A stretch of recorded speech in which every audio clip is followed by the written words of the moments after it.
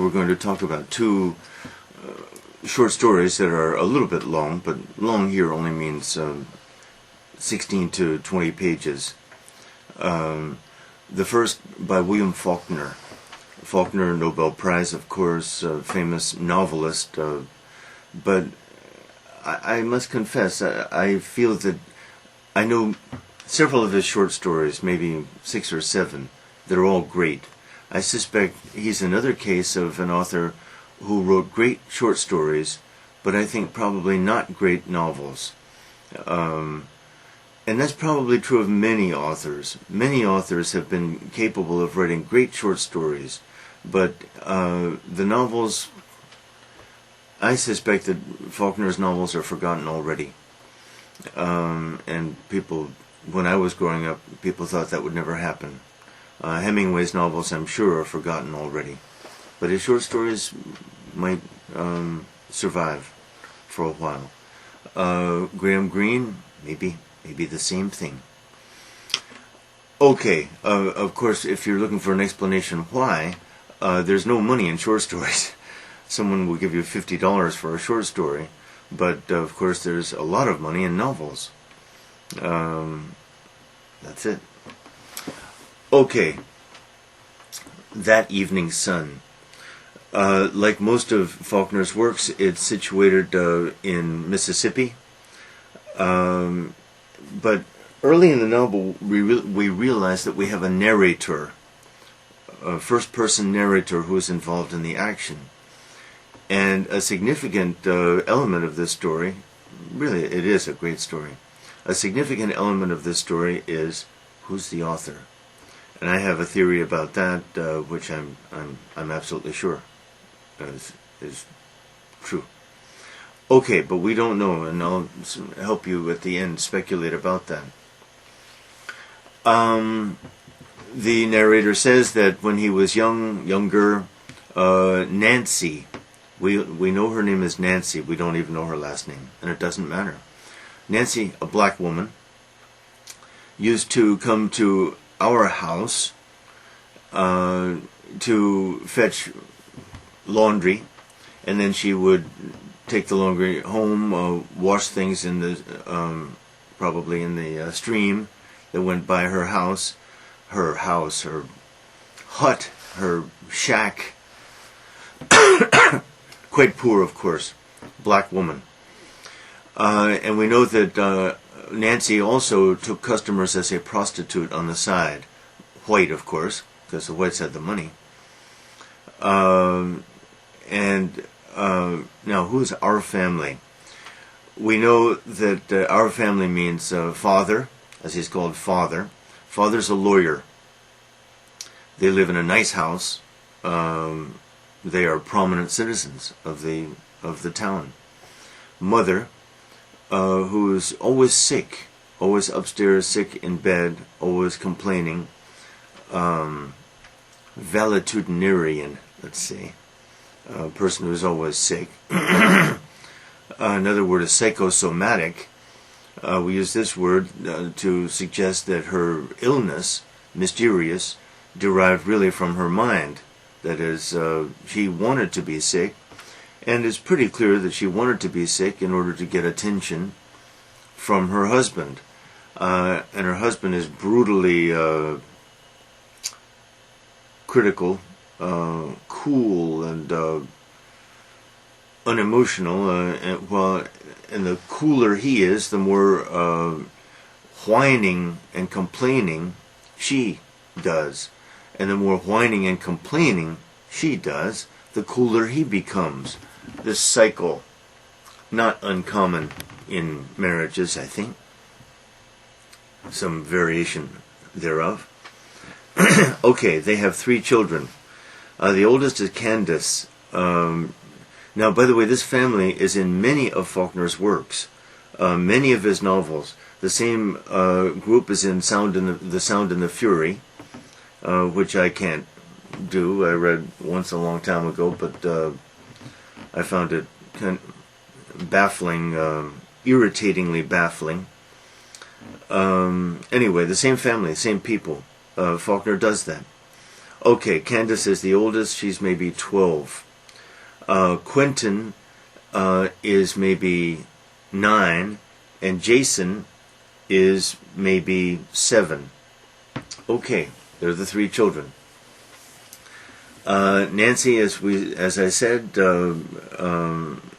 is a prostitute part of the time with whites, and an early scene in the novel, in the short story, shows Nancy in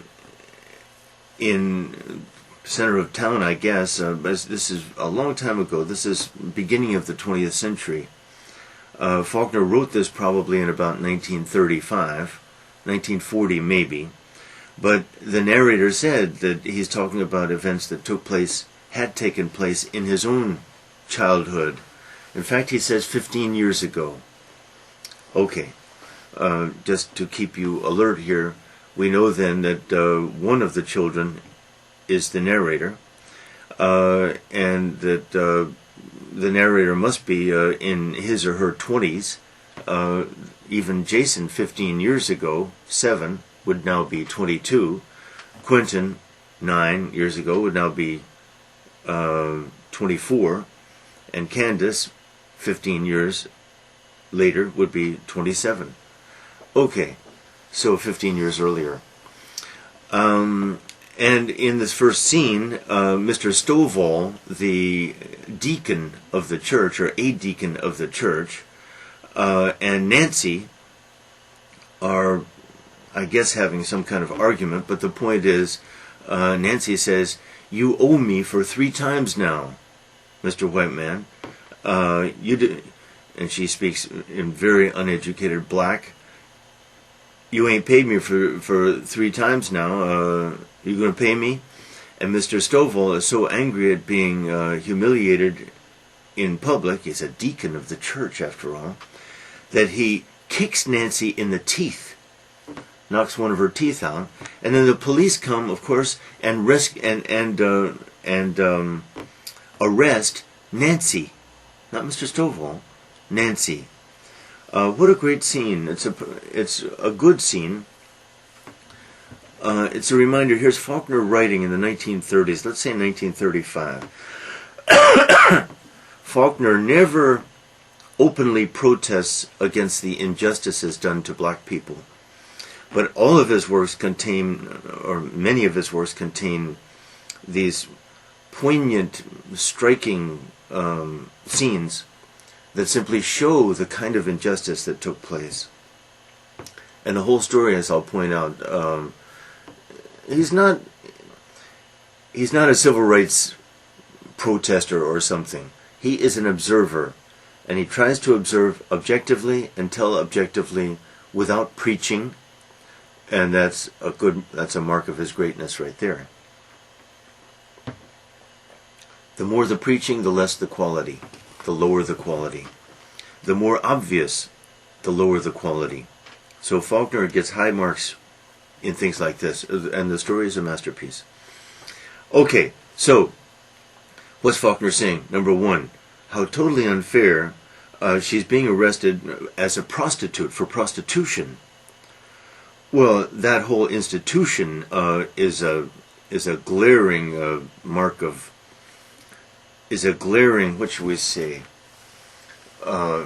mark of shame, stigma on men. Throughout history, the woman, the prostitute, has been stigmatized.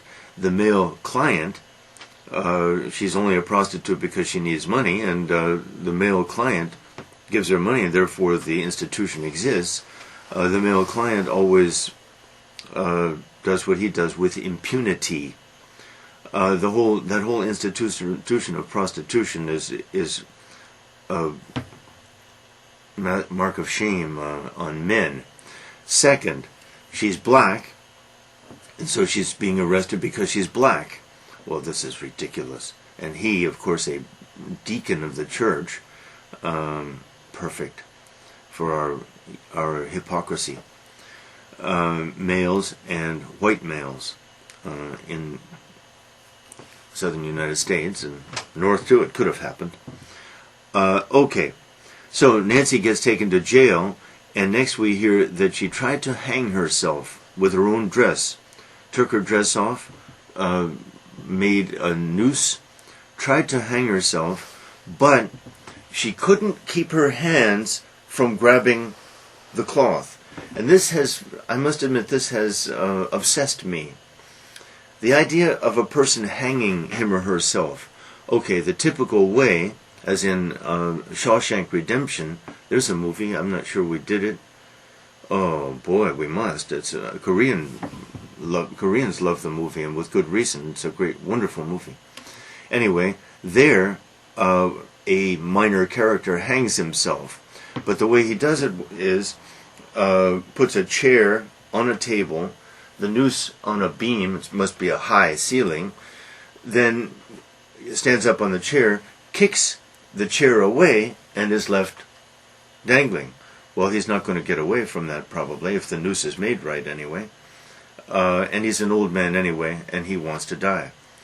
But Nancy is a youngish woman, let's say 25 to 30. And it has always seemed to me, how does a person hang him or herself? What an indication of total despair. Suicide, to digress for just a minute. Suicides, there are various kinds of suicide. The American style is a gun. It's quick, dramatic, and done correctly. And we have learned now it's got to go through the brain for it to be deadly. Korean style seems to be jump from balconies and windows. Second American style, some kinds of pills. Enough aspirin will kill one, though it doesn't work very well. It's not very effective. The car in the garage, turn the ignition on and the exhaust, the carbon monoxide, I guess, will kill one, but that's not very effective either. Though a neighbor of mine, when I was a boy, when I was 7 years old, did that. A man, father of a classmate of mine. Not very dramatic, I didn't know the man. Anyway, but these other methods, jumping, there it is. If one can jump, dead. If one can pull the trigger, dead. Those two are pretty good.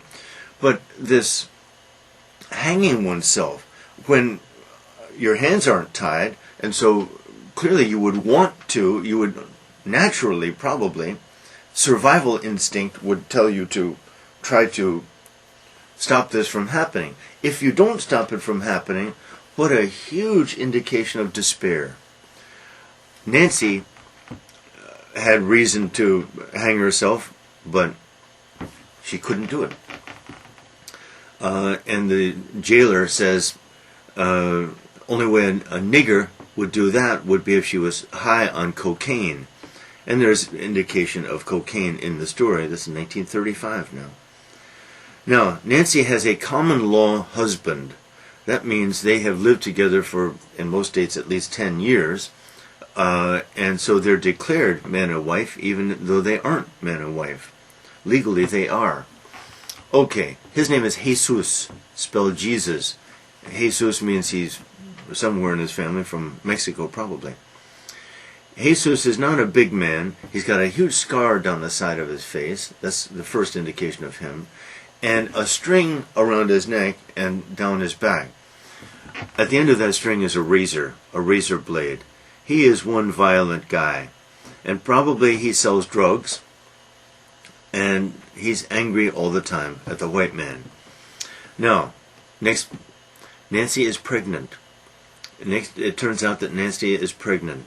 And probably the father of the child is one of her customers, probably Mr. Stovall, a white man in any case. And Jesus knows this. Now, notice this. They have no children. And Jesus knows, they know, that the child could not be Jesus's. How is that? We don't have to speculate too far, but it seems pretty clear. Okay. So, now, in Quentin's house, in the White family's house, Dilsey is a maid and a cook, but Dilsey gets sick. And so they hire Nancy briefly to work in the house, in the kitchen, cleaning and cooking. Well, Nancy loves this because Nancy feels safe there. Safe from whom? Safe from Jesus, number one. But Jesus comes around and visits sometimes in the kitchen until Father says, no more, you can't stay here. And he grumbles and complains and he says, white man can come to my kitchen, white man can come to my house anytime he wants, but I, black man, can't come to the white man's kitchen and see my woman. And Nancy actually taunts, Taunts, taunts Jesus and says, talks about watermelon. She's got a watermelon, meaning she's showing her pregnancy getting big. And she taunts Jesus by saying, didn't come from your vine, didn't come from your Jesus's vine, meaning, once again, she knows very well that she's not pregnant by her common-law husband. Okay. Story moves along. Dilsey comes back to work and Nancy must leave. But Nancy is afraid because turns out Jesus has threatened to kill her. Now, Father says to her, don't be afraid. He's far away. By now he's probably in St. Louis. And he's probably got another woman there. And Nancy's reaction is so interesting. Violent. She says, if he has another woman, I will slice her up into little pieces. I will... And she becomes just so intensely, electrically violent. Wow. We wouldn't expect this. But she says, I know he doesn't. And I know he's not in St. Louis. I know he's here. And I know he's waiting for me near my shack. Now, a shack means a house in the woods.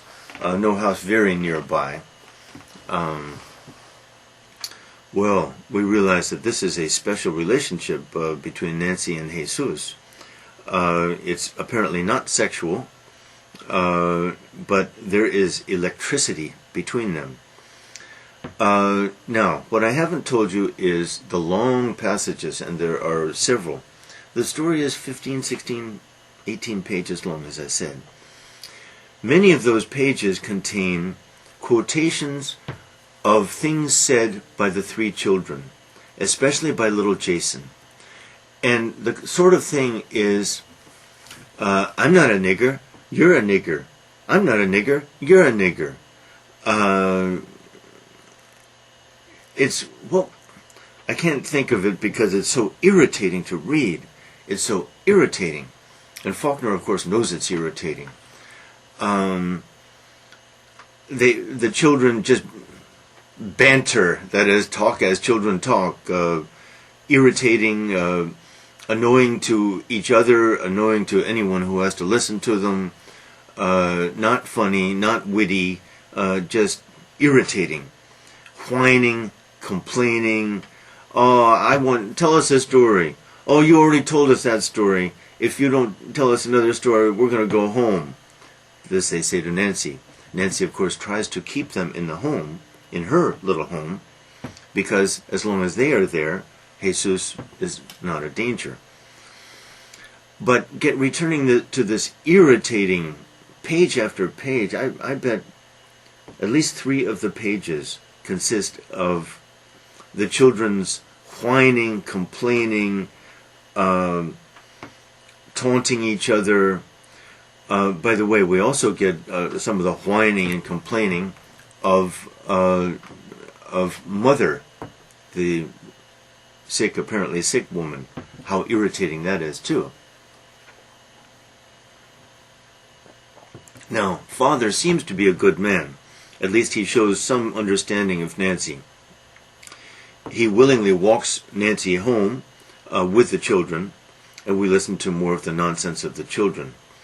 One time when Mother complains, don't leave me and the children here. Something might happen. And father says, if a man were unfortunate enough to break into our house and find you, what would he do with you? His level of disgust at his own wife, at his own children, frustration and disgust, contempt, is quite high. And so, although we are tempted to give him high marks, to use that metaphor, for being a human being and kind and not quite so racist as the others, we realize, no, this is a selfish man. He has reason maybe, but he's a selfish man. Not a very good man. Okay. Now, finally, the children and father walk Nancy home. Father leaves, and the children will follow pretty soon. When they arrive at Nancy's home, they find a pig foot there on the table. I take this to be a whole hoof, a whole leg of a pig that has been killed. There's the pig's leg. It's going to be bloody. It's going to be big and heavy. And there it is on the table. Nancy knows only one person would have done this. Jesus. And he would do it for only one reason. Basically one reason. One, to tell her he's there. Two, that he's going to kill her. And she begs the children to stay, offers to fix them some popcorn or whatever. But the children whine and complain, and this is important for the meaning of the story. And finally the children leave. And when the children leave, Nancy just leaves the door open, the light on, it's nighttime, and she sits at the table and moans. And Faulkner says, or the narrator says, it's not singing, it's not non-singing, it's just a moan, and kind of musical moan. The thing that we might associate with some deep Negro spirituals, as we used to call them, gospel, black gospel, which it can express such deep emotions, a deeper level of feeling, the deepest in American culture, the deepest that Americans are able to express, I would say, maybe anybody. Some of those black gospel music, the longing of the soul for God, maybe, if you like, dramatizing it a little bit, but it's deep, if you've heard it. And there she is, door open, and key line in the story, I would say, the key line in the story. But we get this passage of the children saying their stupid stuff. But Quentin, 12 years old, says, "Who will do our laundry now, Father?" I think it's the key line in the story. Who will do our laundry now, Father? Okay. There's the basis of my theory, but I have no doubt of it. The narrator, of course, is Quentin. Why is he telling this story? And why does he include so much of the children's nonsense, the children's irritating, stupid chatter? I think he's telling the story out of penance. He's doing penance. He feels so embarrassed. What happened? Nancy was certainly killed. Quentin feels embarrassed at the failure of him and his family to show enough humanity and decency toward Nancy, to try to believe her. Especially what's stinging to Quentin is what he said there to Father. Who will do our laundry now? Father. What a total failure of humanity. What a total failure of compassion, of understanding. What a shameful, shameful thing to say. Quentin's the narrator. What's the story about? The story is about, I would say at the heart of the story there's a contrast. A contrast between the white family and the black family. That's what the story is about. Now watch this. The white marriage respectable, high-ranking citizens, judge, money, respectability, 3 children. It's a fruitful marriage. They have children. The black marriage, common law, prostitute and a drug dealer, a violent man. No children. It's a fruitless marriage.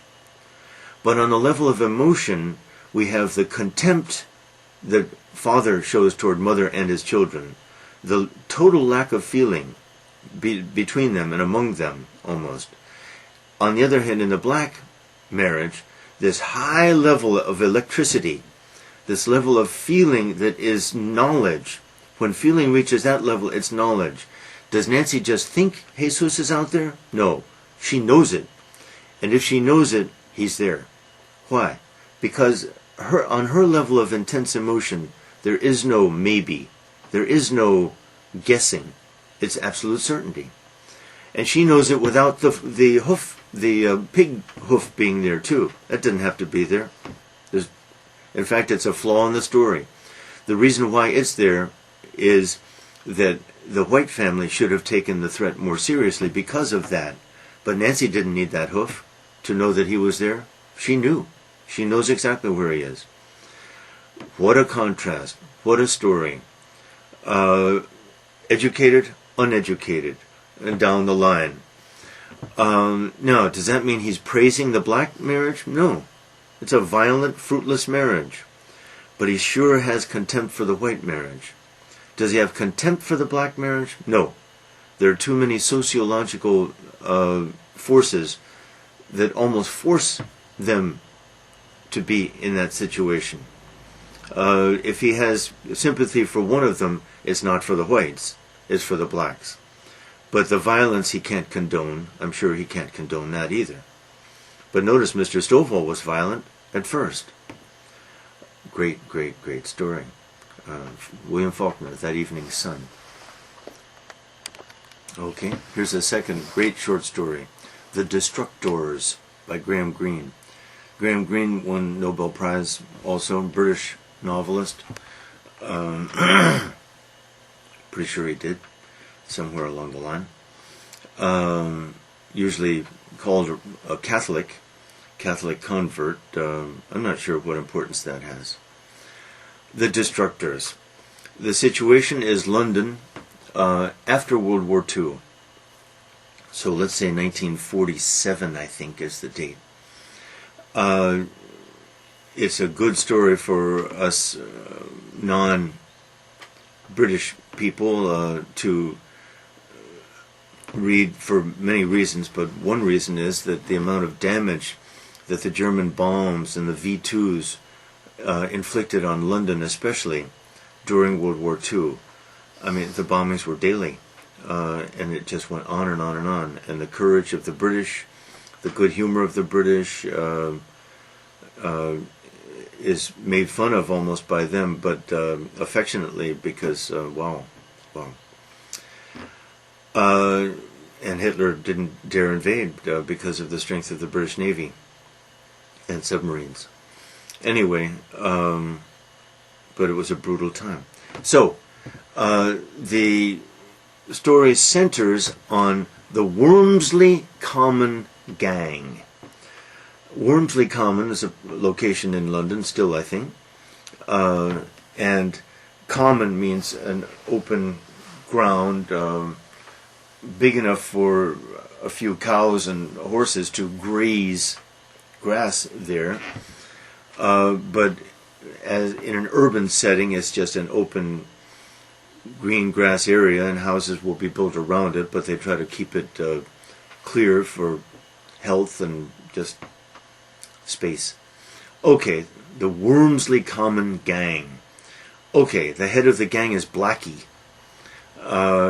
These are boys aged about from 10 to 13 years old. And for amusement, they get together and they steal rides on buses and submarines. That is, it's a big trick to see if they can get on the bus without paying. Get on a submarine. Submarine, no. What is it? Subway. Subway without paying. In other words, their level of mischief is very minor stuff. It doesn't hurt anybody. Gang, well, these are just boys. These are little boys. The other names of the others, the names are not important. But reference to the ruins of many places around London were rubble. Many. 2 of 3 buildings probably were rubble. I don't know that to be true, but in some places certainly it was true. Okay. A new member of the gang comes along. T, they call him. Now, T's real name was Trevor, but he didn't want people to know that. And they're good-natured boys, and they accepted him, and they called him T. Why wouldn't they like Trevor? Because Trevor smacks of upper class British gentility, educated classes. And it turns out that T's father had been an architect, but had lost his position. They had lost their money, and Mother was very bitter about this, very bitter about their having to move to some common place in a common neighborhood. And the important, we never see Mother, but we realize the effect that this move must have had on T. But T makes friends with the gang. T stays silent most of the time, though. He's just kind of there. Silent, things are on his mind. Things are on his mind. Now, the gang in the neighborhood there is a house. And that house had survived the bombing, first of all. Second of all, that house had been designed by Wren, Sir Christopher Wren, W-R-E-N, the great architect of British history, the architect of the rebuilding of London after the Great Fire of 1666. The Great Fire of 1666 destroyed much of London, destroyed Old St. Paul's, which was, and still is, the main church in England, really. And Wren, brilliant architect, set to work, redesigned St. Paul's, the form it has now, redesigned many other churches, especially, in a very secular age, really, and also designed some houses. I have a book on Wren, written by my friend, in fact, a professor of German, of all things. Just a little booklet. Wonderful, though.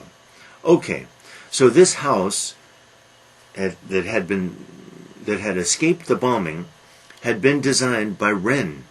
Well, that means it's a jewel, it's a treasure, and it's also a miracle that it was spared the bombs. Now, the house is occupied. One senses that it's not a very big house, 3 stories probably, somewhat narrow, but with elegant doorways and elegant stairways and elegant doorways. Simple in the classical style, because Wren's really a classical, neoclassical architect. Tasteful, elegant.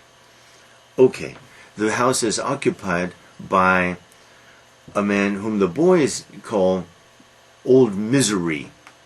Old Misery. I forget his name. It may not even be mentioned in the story. But Old Misery, not a young man, lives there alone.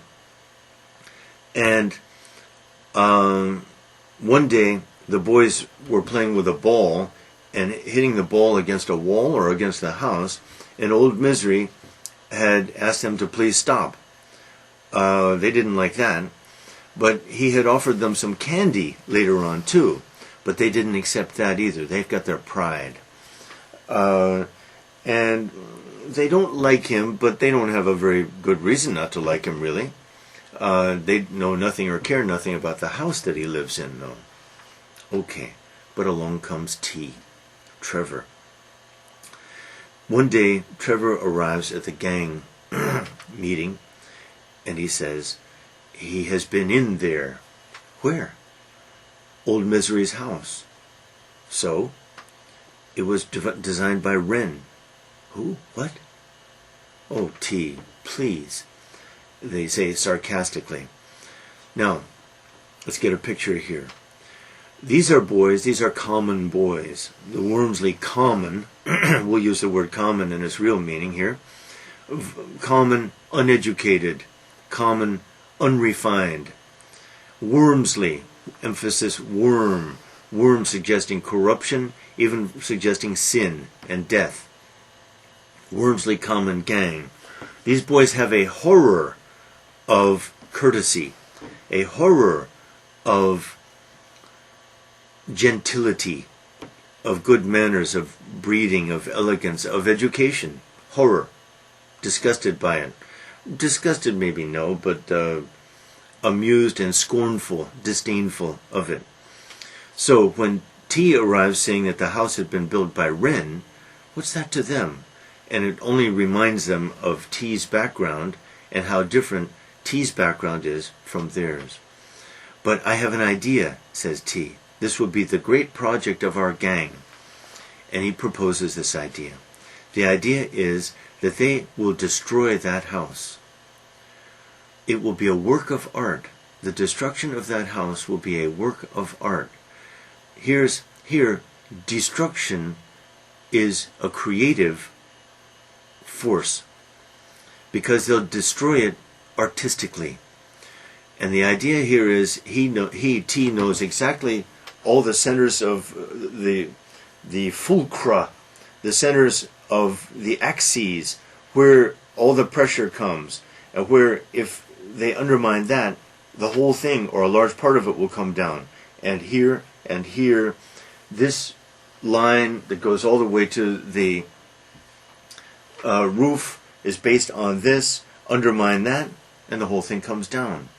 That is, they don't go in there with a bulldozer or some huge tool. They go in there armed with little knives, little scissors, little razor blades. Cut in 50 places, and then leave the building, and then with a rope maybe pull it one place, just one place, and down the whole thing will come. It will be a work of art, destroying that house. Second, T has discovered that Old Misery will be away this weekend. It's a banking holiday, British thing, and Old Misery plans to go to the coast, the British coast. He won't be there. They can easily get into the house, destroy it, and when Old Misery comes back, he will find nothing but a pile of rubbish. What a great trick. Well, as T is presenting this idea, the boys become kind of fascinated, and Blackie, the leader of the gang, the chief, withdraws off to the sideline. Not critical, but ready to participate, but watchful.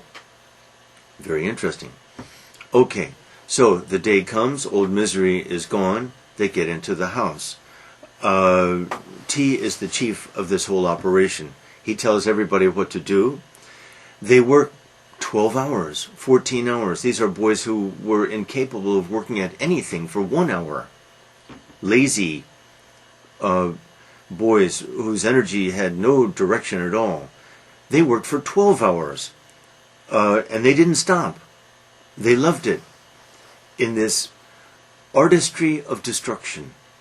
Remember the title, The Destructors. They work and work, and T is a genius. T is a genius at this. He knows exactly what to tell them to do. He knows exactly whom to tell what to do of the boys. What they're capable of doing, what they're not capable of doing. It's a work of genius, this destruction of this house. Now, at a certain point, it's getting late at night. Some of the boys, the younger boys, have even had to go home or sneak back out. They love it, though. They're inspired. And Blackie, too, is inspired, though he watches. He's watching. And at a certain point, suddenly a boy enters the room breathless, the house breathless. Old Misery, he's come back. What? That's impossible. He's come back. let's get out of here. Let's get out of here, they all say. T says, no, no, no. We can't finish the job. We can't leave before the job is finished. He's desperate. And at a certain point, he says, please. At that point, he loses all his authority. Blackie takes back over. He's there, and he says, okay, here's what we're going to do. We will complete the job. You go outside, intercept Old Misery, push him into the loo. A loo is an outhouse. This is, many British houses still have outhouses. That is, the toilet outside in a kind of hut with a door. Lure him in there, push him in there if you have to, lock him in there.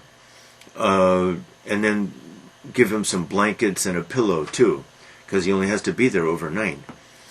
That's exactly what they do. But notice, T has lost all authority. Blackie has reclaimed authority. He too is a kind of genius, a psychological genius of leadership. He knew when to withdraw, and now he knows exactly when to intervene, take over. There's no way that T could ever have authority again. How? That one word, please. He lost all his authority right there. Okay. The boys intercept Old Misery, somehow lure him or push him into the loo. That's right. One of the boys says he has to go. Can he use the loo? Yes. Where is it? Right here. Of course, Old Misery arrives. What are you boys doing here? Outside, right? I have to go to the bathroom. Can I use your loo? Sure. Would you show me where it is? Sure. Would you open the door? How does it work? What? They play foolish anyway, and then quickly they push him in and close the door and lock it. But they give him blankets and a pillow, as I said. And my own interpretation of this is, since you'll see pretty soon, I don't want to give it away yet, but this gesture represents the Red Cross. Take the war in Iraq, or the war in Afghanistan. Wherever the West goes to war, the Red Cross will be there. It's typical of us that we go to war, but we have the Red Cross too. I take the Red Cross to be a mark of our hypocrisy. We will kill thousands, but we'll also provide some food and shelter and blankets and some soup and pillows. It's an attempt to soothe our conscience when we go to war. Of course, some people don't even provide that. Does that make us higher? I'm afraid it doesn't make us much higher. It's true, we save some people, medically, food, shelter, all that. If you count numbers, if numbers are our criterion for goodness, then those who have Red Cross are better than those who don't.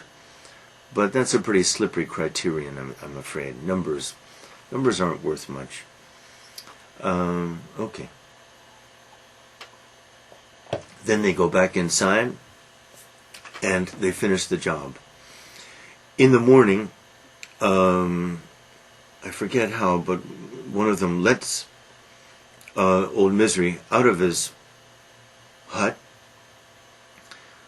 and there's a parking lot right near the house. Old Misery comes out to the parking lot. Let's see, how's this? He's not in the parking lot, no, but he's outside anyway. A lorry driver, lorry is a truck in British, a lorry driver comes out early in the morning, starts up his lorry, pulls away, and suddenly down comes the house. The house some yards away, 20 yards away, 30. Down it comes. It turns out that the boys had attached the central support of the house, tied a rope around it, and dragged that rope out and attached the rope to the lorry, to the truck. So when the lorry driver turned on the ignition and started to pull away in his truck, he pulled the house down. Out comes old Misery. What happened? My house, my beautiful house, what? He's speechless. And the lorry driver can't help himself. He laughs. The laughter of the lorry driver is key. It's a brilliant story. Brilliant story. He apologizes. He says, "I'm sorry." Now, earlier, the boys, when they pushed old Misery into the loo, they too had apologized. "I'm sorry." There was one other time in the story when somebody apologized, I think, but it doesn't matter because the two are enough. The house is in ruins. Old Misery is a crushed man moaning. The lorry driver apologizes for laughing. End of the story. Okay, what is this story about? Be prepared to be amazed, I think. First of all, it's a political allegory. T is Hitler. T is Hitler. His father, too, had been an architect, I think. He was a failed artist. Okay. The gang is the German people. Kind of sleepy, kind of silly. Their idea of fun, pa, drinking beer and talking about nothing. Sleepy, not very hard-working, certainly not very inspired. But when T comes along, he turns them into geniuses, but geniuses of destruction. Artists of destruction. T converts that sleepy group into a group of geniuses, inspired, willing and able and willing to work hours, days on end, all on a very high level of inspiration, but all to what purpose? Destruction. Wow. So, number one, it's a political allegory. Two, this "I'm sorry." What happens in wars? Western style, anyway. I think it's kind of universal, though the Japanese seem to be an exception. A lot of destruction. A lot of terrible destruction, especially of beautiful things. Especially of beauty of the past. The people who are these geniuses of destruction kind of hate the past. They hate beauty. They hate the past. And the Wormsley Common Gang, under T, want to destroy anything beautiful in the past. In T's case, what he hates most is a work of beautiful architecture. Why? Because of the demotion, the falling, the humiliation of his father and of his family. He hates that building. Why? Because it reminds him of his father's fall and his mother's endless complaining and unhappiness, probably, and the unhappiness of their family. He wants to destroy that building, and so he does. He's driven by a passion that goes deep in him, but he's able to stir up that passion in the boys too. Wow. Now, but how do we feel after this destruction? Sorry. But the sorry is mixed a little with laughter too. How deep does that sorry go? Not very deep. And the Japanese refusal to say "I'm sorry" really, in a sense, is a little less hypocritical than other people. Because others say sorry, but there's a little bit of, it doesn't go very deep. It's not very serious. And I think Graham Greene is saying that. He's certainly not talking about the Japanese, but here we are in Korea, and Korean people have a deep sense, Asian people have a deep sense, not just Koreans, because Lord knows the Japanese did more terrible things in other countries, like China, than they ever did to Korea. Terrible enough, though. Asian people have a deep sense of the Japanese refusal to show much contrition. And it's understandable. I share that feeling because the Japanese did some horrible things to Americans, to American prisoners of war. Horrible. So I feel that too. And Americans must too, to some degree. Okay, So Graham Greene has written a masterpiece here. It's an allegory about German, the Third Reich. Oh, by the way, Old Misery, I take him to be the Jewish people. Old Misery equals the Jewish people. Why? Because the classical Jew, in the eyes of Germans and Brits, the classical utterance, oy vey, how's business for you, Abramovich? Oy vey, just couldn't be worse. Oy vey. That is almost the classical Jewish utterance. Complain, kind of a woeful demeanor, not smile much, complain, but behind all that is, at least from the German and British, somewhat anti-Semitic, but a little bit satirical point of view, they're doing fine. Old Misery equals the Jewish people. Wow. If I'm right, what a masterpiece. What an amazing short story. I can't believe that any novel he ever wrote could equal that. And in the case of Faulkner, I can't believe that any novel he wrote, I've read probably not even one long ago. They made no impression on me. Their novels can't bear comparison with those two short stories. And I'm sure that's the only short story of Greene's I've ever read. I've read 3 or 4 others by Faulkner, and they're masterpieces too, though I don't think they quite equal That Evening Sun. But the novels, I can't believe that the novels come anywhere near. It's too bad. It's too bad. The short story should be probably maybe the genre, the literary genre of the past 100 years. It should be the genre. I suspect that none of the novels that have been written over the past 100 years, well, not many, equal the value of the short stories. But for economic reasons, it's not a major genre. Also, I must admit, it has to be a minor genre. It's small. It's like a little jewel or a little ivory. These things are masterpieces of art. But to be a serious work of art, one has to have something on a larger scale, involving structural difficulties, involving architecture, structure, interplay of parts, beginning, middle, end, a scale that involves more than 1 or 2 or 3 people. And I agree. But there aren't many masterpieces of that kind, and will never be. But there can be lots of small masterpieces, like short stories, and one great advantage is they don't take too long to read. They're readable, and they're analyzable, but they're subtle. They're subtle.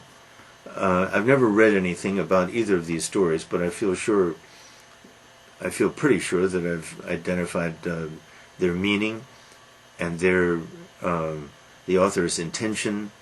I've read them and taught them lots of times.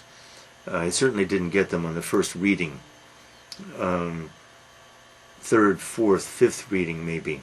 And discussion with students too always helps me a lot.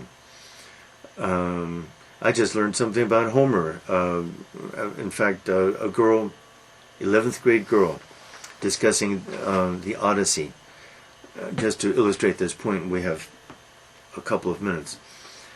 In the Odyssey, where we first meet Odysseus in Book 5,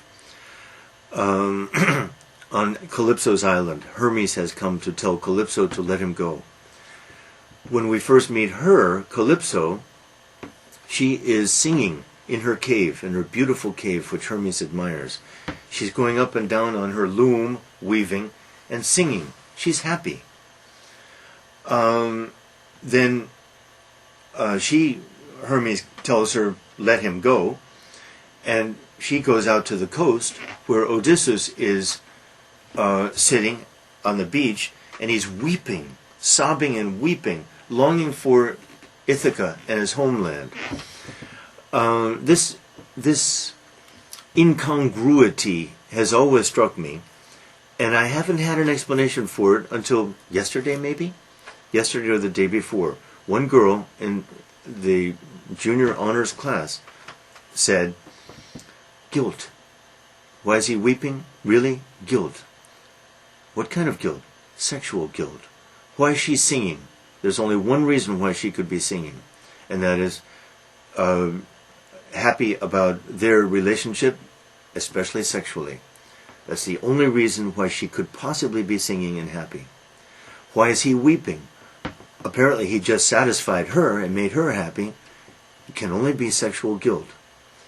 This is how it has worked for me for years. The fact that a junior who's not even reading the Odyssey could teach me something about the Odyssey, well, that's amazing. I mean, I know the Odyssey better than anybody in the world, I suspect.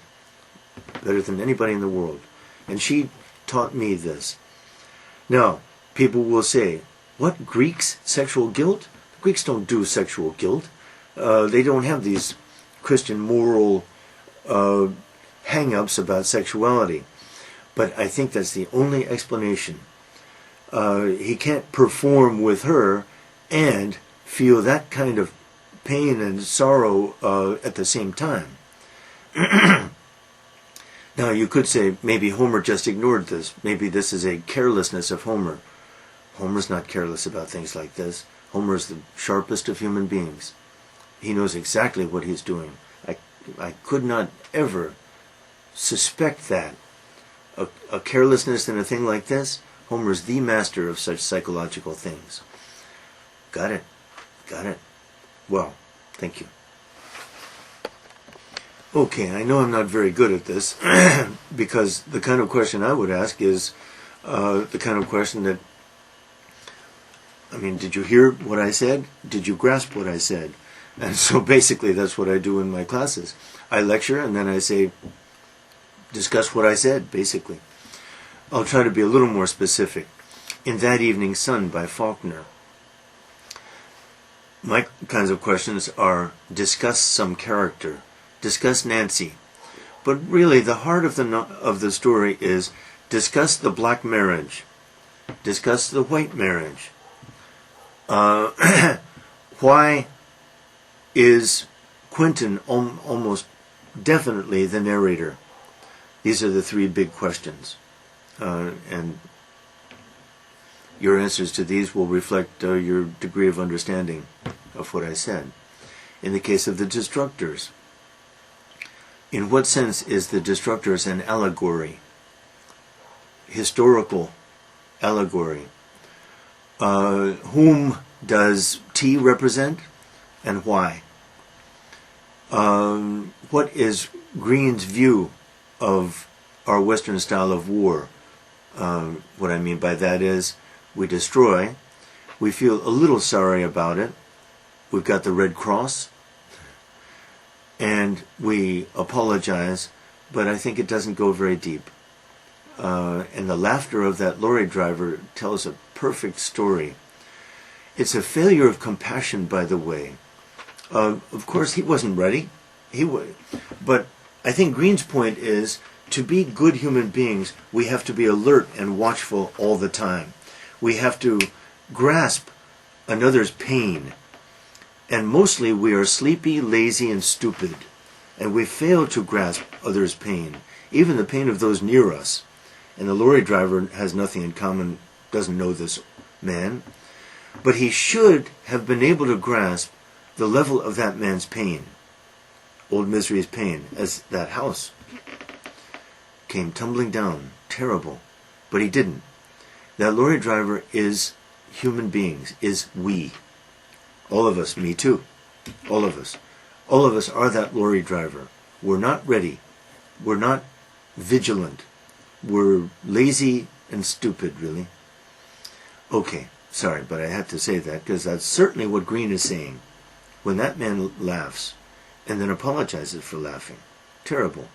When the boys shove the man into the loo and then give him blankets and a pillow and apologize, terrible moral failure. Terrible moral.